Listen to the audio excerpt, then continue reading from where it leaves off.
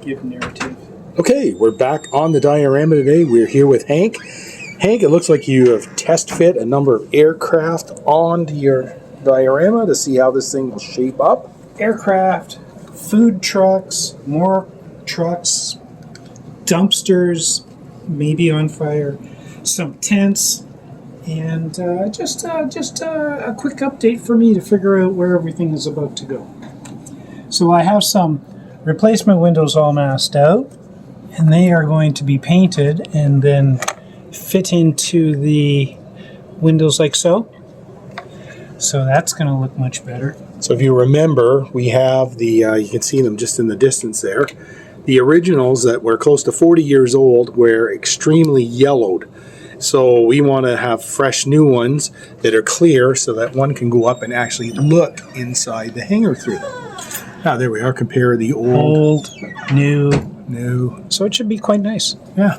And he's making them as thin as he can by masking them. And then, of course, he will airbrush them, just as he did the replacement windows for the backs of the unit. Yeah, and I used the heat gun to curve them because, of course, this I don't want to actually force firm plastic onto here because that will deform the 40-plus-year-old hanger. So I curved the windows, and that should work out quite nicely. Now, the method for that was he took his masking tape, he taped the plastic over it, then using our heat gun from our shrink wrap machine, he gently heated up the thing, and then once it cools off, it retains its shape. That is one of the properties of thermoplastics. And then remember, we looked last week and he was painting the replacement for the end of the hanger.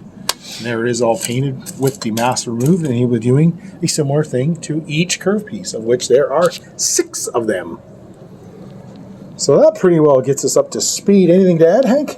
Nothing for now. All right. It's going to look... If it looks impressive now, wait until we have like the 350 some odd teeny tiny little figures all painted up and put into here and all set to go. All right, we'll check back later for further updates. So Hank, you've been working away all day back here, making all kinds of masks and cutting and very intense concentration. What have you done here? Okay, so we wanted to replace the windows that were on the top of the airfield, the aerodrome. The old right? yellowy ones here. Right, the old yellowy ones, and they were breaking anyway, so they're kind of crispy. So we found fresh, clean plastic. It's thicker. I used a heat gun, curved it to the same contour as the roof, which is very nice. Then I cut out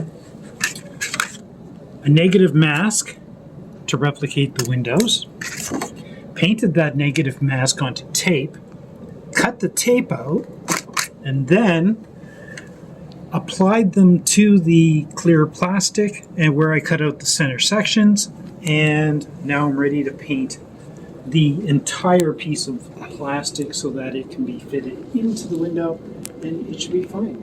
And the best part is that I can put a clear coat on this so that it shouldn't yellow over time, and it's not going to scrape off or do anything silly. So it's a long-term investment. fix. Yeah, long-term fix for hopefully it'll last another 40 years. Wow, that's a lot of attention to detail and a lot of precision work.